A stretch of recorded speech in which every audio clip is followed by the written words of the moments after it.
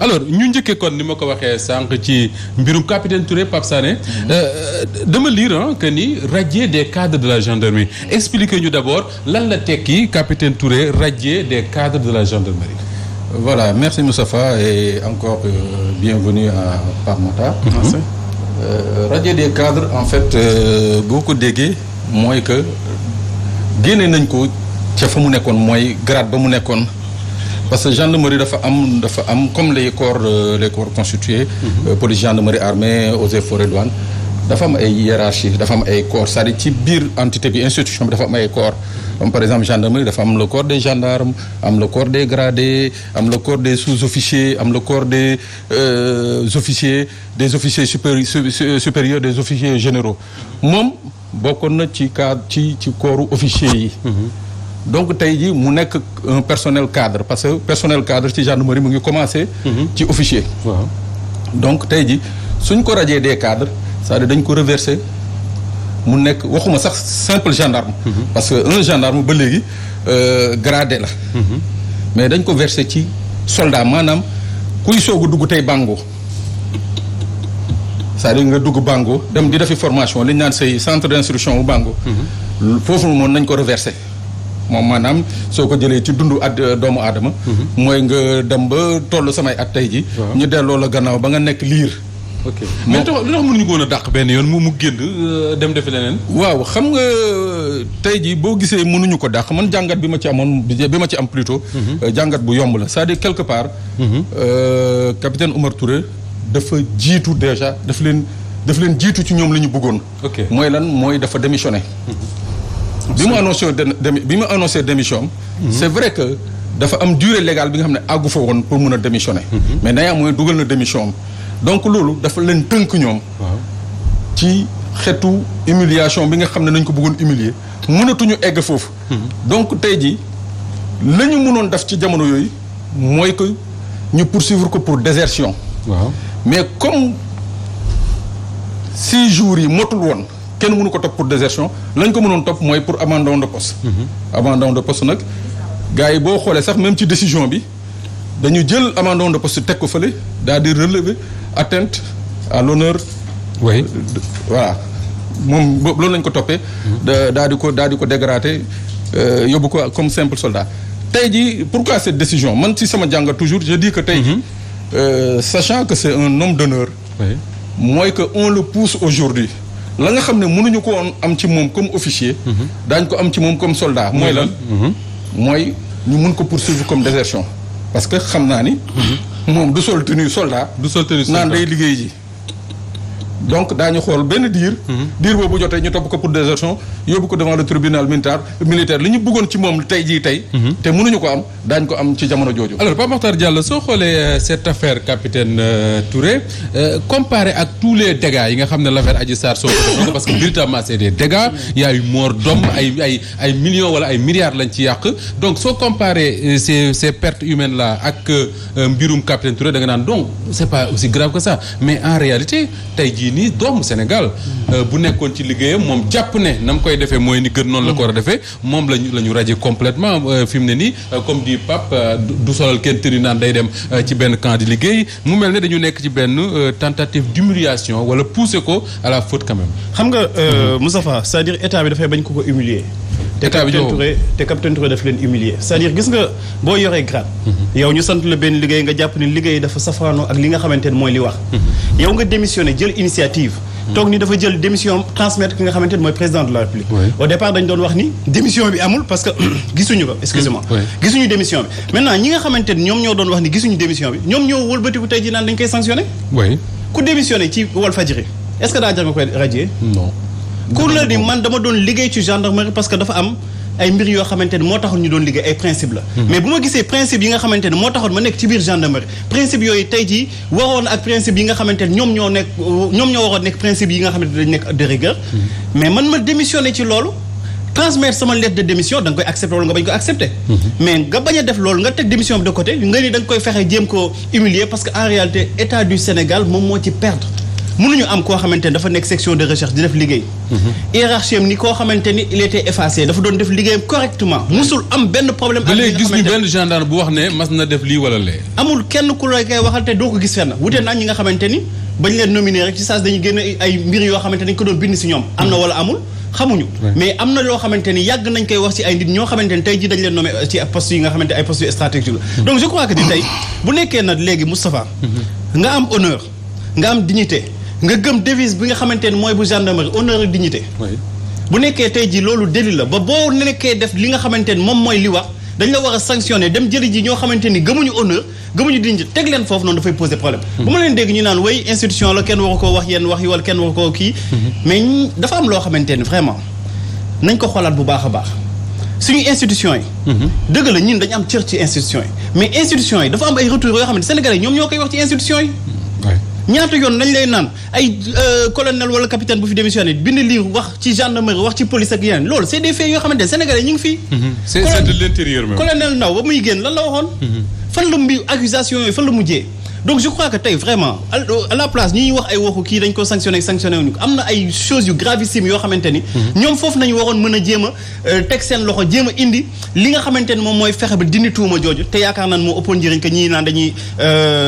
sanctionné boo xamante ni dafa démissionné. alors sanctionné pour une affaire de mœurs Mame Birame boo xam ne mënoon na yem ci cadre boobu tey jii gis nañ lim ñu coûté mais on a l'impression que ni comme le dit Pape Mokhtar que ni au lieu d'affronter le problème régler ko de manière frontale parce que y a des problèmes dans la gendarmerie y a des problèmes dans la police tey jii on est en train de raboter maanaam on le sanctionne pour au nom de la dignité de l'honneur et déjà ñu bari sax nee nañ dignité ak honneur nañ ko xoolaat ci ban côté lañ ko war a seet. waaw tout à fait Moustapha gannaaw bu ma dalalee Pape Mokhtar di ko souhaiter la bienvenue donc effectivement xam nga Moustapha man décision bu mu daanoo bettuma man depuis que affaire bi éclaté laa ne woon ce gendarme là mënatul nekk muy retourné waat au niveau de la section de recherche mënul nekk parce que dafa jël responsabilité yoo xamante ne nii daf ko génnee foofu comprendre nga te lii nii lu muy wone xam nga au départ bu affaire bi di doog a déclenché dañu ne c'est deux citoyens affaire privée la bu ci kenn dugal état. loolu la ñu waxoon n'est-ce pas. ñu ne Adji Sarr la Ousmane Sonko l'état le gouvernement personne n'a rien à y voir. tey jii nii ñu ne ki nga xamante ne nii moo doon def enquête bi ki nga xamante ne nii moo déglu Adji Sarr ki nga xamante ni moo déglu ki nekk témoin ki nga xamante ni moo boucler enquête bi kooku tey jii nii de la main du président de la République. oui kooku. radié nañu ko. c'est de la main du président hein? De la main du président de la République radié nañu ko donc le président lui-même vient confirmer que affaire bi nii ça n'a jamais été une affaire véritablement privée donc manipulation moo amoon depuis le début te tey jii nii gën na feeñ. loolu nga gëm yow. loolu laa gëm te nekkul tey laa koy doog a wax yàgg naa ko expliquer. le kii nag nu mu turati le capitaine Touré. je pense que am na benn démarche bu mu jëloon benn attitude bu mu amoon. bu taxoon sénégalais yu bëri naw ko te tey jii nii jàpp naa ne loolu moo tax véritablement ñu focaliser wu tout simplement ci radiation bi. mais je pense que mënuñoo véritablement bañ a def la relation. entre radiation bi ak nomination nu mu tudd le nouveau haut commandant de la gendarmerie. c'est comme si quelque part. parce que Moustapha bu ñu fàttee ne événement yi xew mars bii passé. gendarmerie daf ci jouer un rôle mais fondamental. ci commençant ci arrestation Ousmane Sonko. ba ci manifestation yi nga xamante ni xew na ci. ils ont été au front plus tard. léegi man ma gis ci benn responsabilité boo xamante ni jël nañu woon ko ci. parce que ñun ñëpp on a vu les images xëy na nekkuñu woon sur terrain bi. mais on a vu les manifestants ñu wàcc dem ba caserne Samba Diéry Diallo. jël caserne bi assaut. yaakaar naa ne foofu haut commandant de la gendarmerie bu fa nekkoon bu irresponsable. doon na jox ordre à ses hommes ñu riposter. te le commandant Tine ne l'a pas fait il faut le saluer. te moom da nga jàpp ne le commandant Tine Jean-Baptiste pendant ces événements il a été à la hauteur. mais bien sûr mais loolu la ñu gis tey jii nii bu nekkuloon le haut commandant de la gendarmerie là am na benn responsabilité bi mais véritablement bain de sang mooy am. parce que caserne Samba Diéry Diallo. Pape Sané mun na ko confirmer. mais am na bagage yoo xamante nii yu fa nekk mënuñu permettre les manifestants ñu accéder ci biir donc bu ñu continuer woon forcing boobu noonu. man jàpp naa ne bu nekkee haut commandant bu irresponsable moo fa nekk. bu am nu mu turati boo xamante ni politiciens yi mun nañ koo wax muy def. véritablement bain de sang mënoon na fa am. donc haut commandant boobu moom bu jëlee responsabilité am ba ne ñitam yi du ñu réagir. ñu taxaw ñu gis Sénégalais yi ñu leen di sànni xeer te kenn ci ñoom. bougé wul donc mu nekk te bul fàtte ne le général Tine là. mais décembre 2020 la Macky Sall yokk grade am. parce que il était général de division Macky Sall def ko général de corps d'armée. donc xëy na am na lu mu bëggoon ci moom pour mu def ko. ba tax mu yokk gradam. kooku nag bi manifestation yi ñëwee defu ko. Pape est-ce que d'accord nga ak loolu que ni le général Tine moment wu manifestation parce que tey bari nañu ko wax tey ne mënuñu bañ a lier l'affaire capitaine Touré les événements de mars février la violence la gendarmerie au cœur de cette affaire là attaqué chahuté et tout ak réaction wu gendarme yi ñu bari ne dañ koy lier ak ça d'accord nga ni Jean-Baptiste Tine il a été disons viré à 2 mois de son départ parce qu'il n'a pas fait ce que le chef de l'État aurait voulu peut-être. Oui, c'est vrai que l'État avait séntu na woon lu wuuteeg lii ci kilifa police ak kilifa gendarmerie. lu wuuteeg lii ça veut dire. mooy maanaam. ñoom la ñu jàpp mate. duma manifestant yi. duma tiire seen kaw su ko jaree. Moussa Ba damay def benn confidence je trahis pas un secret. benn réunion conseil c'était pas une réunion c'est du conseil national de sécurité. ay jokkoo la président ak kilifa police ak gendarmerie. ñi xamal ko ni kër. ni situation bi di demee ñoom ils préfèrent édifice public yi nga xam ne ñoom la ñu yore. ñu garder ko faire en sorte que mu bañ a tomber entre les mains des manifestants. moo leen gënal ñu wàcc ci terrain bi di jàmmarloo ak doomu Sénégal yi. loolu c'est un témoignage bi nga xam ne il faut tamit ñu porter ko. ci ñi nga xam ne ñoo jiite woon. police ak gendarmerie ba tey jii ils ont subi le couperet du président de la République. pour yow couperet la. non c'est un couperet ça va cela va de soi. ah oui. non cela va de soi parce que lii moom. neexu leen woon. pourquoi également on peut lier la promotion du général Moussa Fall moom moo nekkoon à l'époque le commandant de la gendarmerie. kan mooy Moussa Fall d'ailleurs. Moussa Fall. c'est aujourd'hui le haut commandant de la gendarmerie. Oui. lu ñu mën a wax ci moom ci lu gàtt rek. pour sénégalais xam mooy kan da ngay dem lire livre colonel Abdou Aziz Ndaw bi Pape Mokhtar doo tudd léegi. waaw. mu wax gendarme la moom aussi colonel Abdou Aziz Ndaw nekk crème élite. de la gendarmerie c'est-à-dire tey jii booy tudd gendarme booy tudd élite gendarmerie Sénégal. da nga ko ciy boole wax fa dëgg yàlla. muy fii Sénégal man topp naa ko ba ci bitim réew xam naa ni que. qu'est-ce qu'il représente pour la gendarmerie. muy benn boo liiree livre am daf ci am ay quelques passages yi nga xam ne daf ko jagleel kii nga xam ne tey jii mooy haut commandant de la gendarmerie. ki jiite gendarmerie. moom Abdou Aziz Ndaw daf ko jagleel. waaw wax ko lan. wax ci ay wax yi nga xam ne wax fa dëgg yàlla man de bu doon man mii nañ ma ko waxal. je crois que nu ma nangu nekk haut commandant de la gendarmerie. ah oui waaw mooy benn ñaar.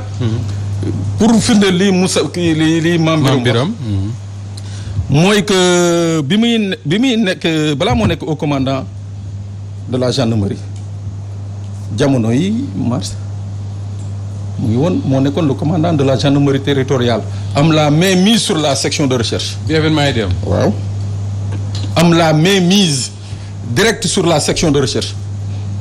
c'est-à-dire mu nekk patron le commandant d'escadron de la section de recherche. donc bi Pape nañ leeral parce que c'est important. non ñuy seetaan. xëy na ñun ni nga koy waxee ni dina yomb comprendre ñun. da nga bëgg a wax bi affaire Ousmane Sonko Adji Sarr di am. ba événement mars février di am gars yi di jàppante xeex fi boobu waa ji Macky Sall def tey patron wu gendarmerie yëpp. moo ne woon kilifa wu section de recherche bi. non moo leen tiimoon moo nekkoon le commandant de la GT li ñu naan gendarmerie territoriale. d'accord.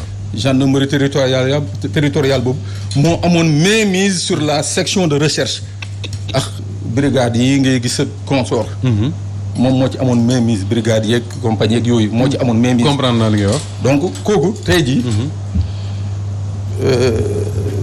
du ma xajamal promotion am. parce que ci yoonu gendarmerie. non mais su xajamee ñu xajamal waaw quoi. non déedéet du ma ko xajamal parce que non parce que ci wa non parce que ci wàllu gendarmerie c'est juste dire la vérité. non parce que ci wàllu gendarmerie. oui bu xajamee ñu wax ko. waaw déedéet non mais déedéet mooy loolu du ma ko xajamal. waj baa la dire. non pour le moment laa wax du ma ko xajamal. xam nga ndax lan. non damay wax rek maanaam ci gendarmerie. boo demee ba nekk au commandant en second. de facto le commandant buy dem yow yaay succédé. c'est-à-dire du mérite quoi. rang la. c'est un rang bi nga xam ne dañ ko teg. c'est normal. moo tax ma ne du ma xajamal nomination quoi. mais ci nomination bi en question. mais faw nag Moustapha. faw que les gens en parlent. oui mais waa ji remplacé déjà ñu ne dans 2 mois xaw ma dafa waroon dem. dafa war a dem. waaw léegi pourquoi jëlee ko fa léegi. waaw xam nga nag ci taarixu gendarmerie nag. dañu tàmm pour éviter des querelles. querelle intestine. avant ki nga xam ne mooy commandant. mooy le haut commandant avant moo dem. 2 mois avant dañuy officialiser kii koy succéder. ok mais buñ ko officialiser. kii koy succéder day toog. di xaar ba 2 mois yi ba kële pare. ñu daal di def. la noonu lay demee wala voilà bii nag. liñ ci déggugum. daa xaw a mel ni menul noonu quoi. waa ji day dem tey daa mel ni Jean-Baptiste daal dafa décider dem yoonam quoi. Pape Makhtar entre Jean-Baptiste miy dem Moussa Fall miy ñëw Pape no pas le dire mais xajam na quand même. mais effectivement parce que tey xam nga am na loo xamante ne dañ koo fàtte président Macky Sall fan yële passé dafa toogoon ni manifestation doot fi amati lii fi amoon ci réew mi doot fi amati lii fi amoon lan la. mooy li ñuy wax nii di féliciter ñi nga xamante ni ñooy corps gendarme yi parce que aussi comme ni ñu ko waxee. man ci en face caserne bi laa dëkk. waaw ba nit ñi di manifester maa ngi woon foofu taxaw. gendarmerie yoon mayoon na ko ñu utiliser arme létale. ci manifestation arme létale mooy lu mën a rey nit. lu mën a rey nit. mais defuñu ko parce que xam nañu ni ñooñu doon manifester aussi ci ñoom nañu bokk.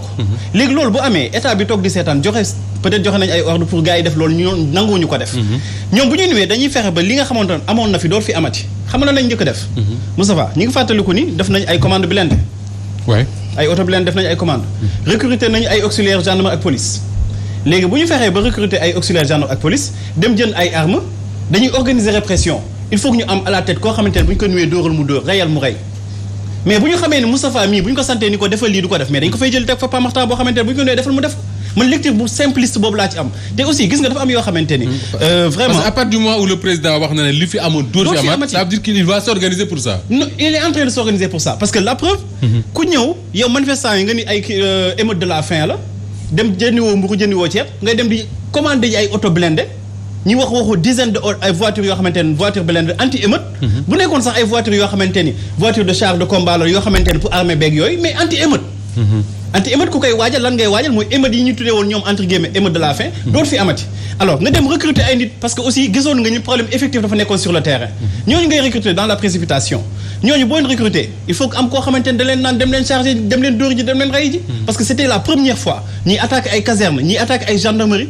te gendarme yi taxaw di leen naan bàyyi leen li ngeen def di waxtaan ak ñoom de manière civilisée donc vraiment bu amee yooyu ñoom dañuy fexe ba organiser seen répression parce que aussi du ci côté boobu kese am na ci yeneen wàll tournée yi muy def yooyu yëpp c'est pour organiser benn mbir boo xamante ni ëllëg bu ñu nee président amatul légitimité populaire ñu leen xaar ñu wane image yi nga xamante ni ñoo fi amoon démb ak bëri dem fële ca maadam fële ak feneen ak feneen donc je crois que tey li nga xamante ni mooy honneur dignité bi ñuy wax ci gendarmerie bu amee kenn ku koy bafoué mi président de la République parce que dafa am yoo xamante ne mënuñu ko accepter ci réew boo xamante ni dañu ni ñëpp en principe ñoom ñoo yam ci àtte ñoo war a yam ci lépp mais réew moomu tey ñi ngi fàttali Bougazelli enquête section de recherche gendarmerie encore section de recherche ñoom ñoo ko simbiloo député ba dugg ci kaso bi te Bougazelli neen dafay wax ay ambition bay naan dee doon maire du doon maire et au même moment ñu jël ay honnêtes citoyens sénégalais barki démb il a fallu que nit ñi organiser ay manifestations pour ñu génn leen ci kaso bi xam nga loolu lan lay wane kon réew mi léegi bu ñu la tegee toog tant que organiser woo def manifestation génn sur la place publique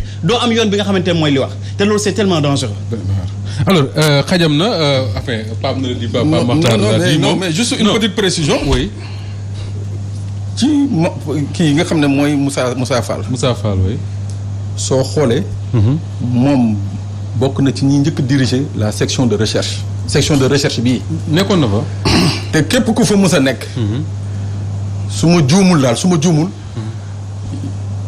am nga bénédiction pour nekk section de recherche te Abdou Aziz Ndaw dafa wax lu garaaw ci section de recherche. lu mu Abdou Aziz Ndaw wax. bi nga xam ne oui parce que dafa. bi nga xam ne boobu dafa Moussa wàcc évoqué na ko.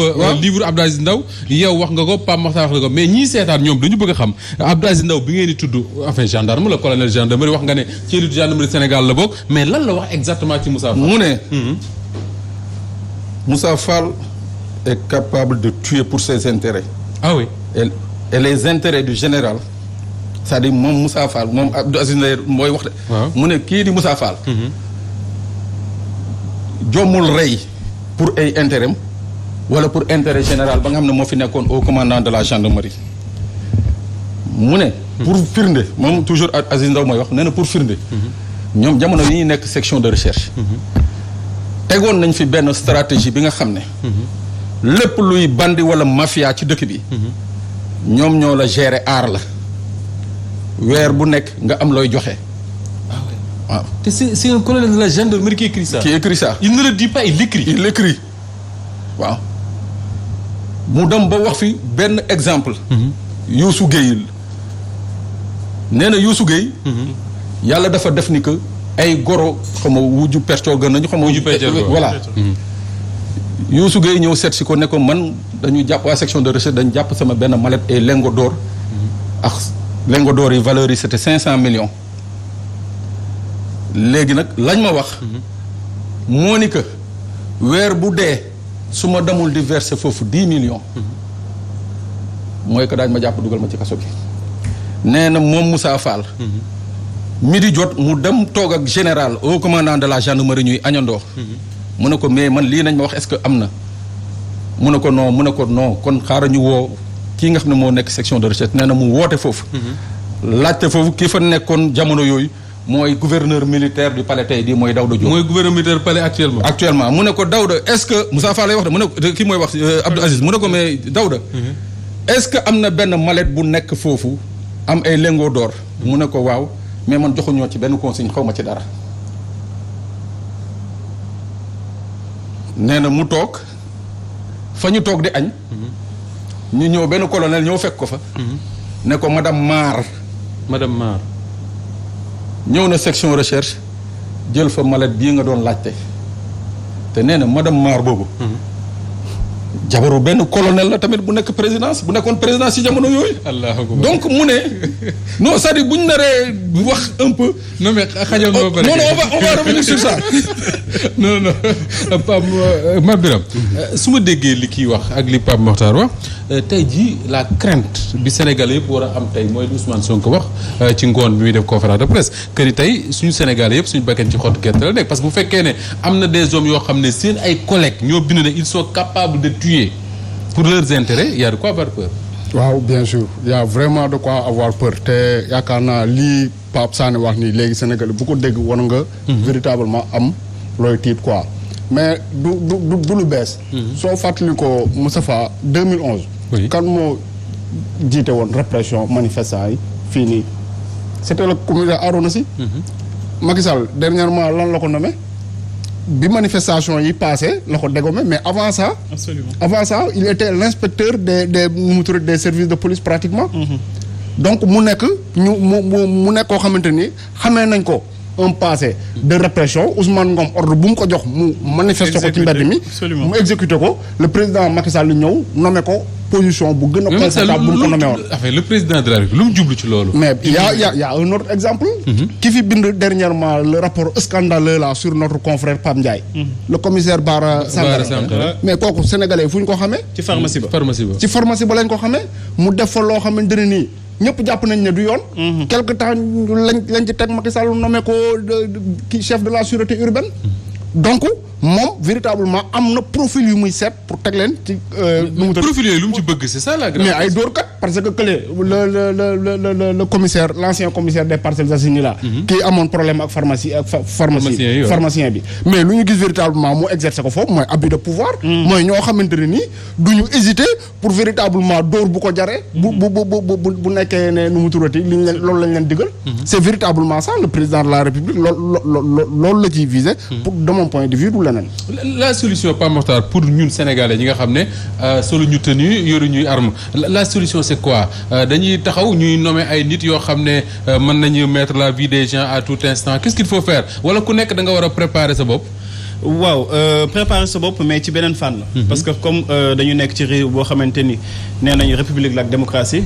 fexe ba élection yi parce que aussi loolu mooy déterminant bi. parce que élection yi si ngay tàmmee njiitum réew bi bu nekkee koo xamante ne dafay nekk ci ay complot ak yenn mbir yi kooku dafay indi ay yenn mbir yi. donc il faut que ñu fexe ba élection yii di ñëw ñu am président boo xamante ni au moins dina répondre attentes yu sénégalais di xaar parce que lii ñuy wax nii ñii ñuy wax ñoo xamante ni dañu amoon ay rôle yu déterminant si jamonoy 2011 am na sax Mamadou Diop ba kanam dasee ci manifestation yi am na tey jii ay kilifa yoo xamante ni Macky Sall da leen delloowaat au pouvoir te ñooñu dañu cité woon seen tour comme bu ñu nekkul sax premier responsable en tout cas si responsabilité yu mag nañ amoon ci mbir yooyu donc tey il faut que sénégalais yi jël seen responsabilité jéem a sensibiliser ñi nga xamante ni ñooy askan bi ba askan bi ëllëg bu waree def choix mu def choix boo xamante ni choix bu baax la parce que lii ñuy gis ni waroon na ak président lu ñu digoon ba muy ñëw 2011 di ñu ak 2012 di ñu naan damay dekkil yaakaar damay ñëw indi une gestion vertueuse et sobre mais malheureusement gestion bi nekkul vertueuse nekkul amul sobriété mais lu ñu siy gis mooy scandale ak mbir yoo xamante ni yu doy waar la boo àndeek moom nekk Benno Bokk Yaakaar dafay am benn impunité bi wër sa kaw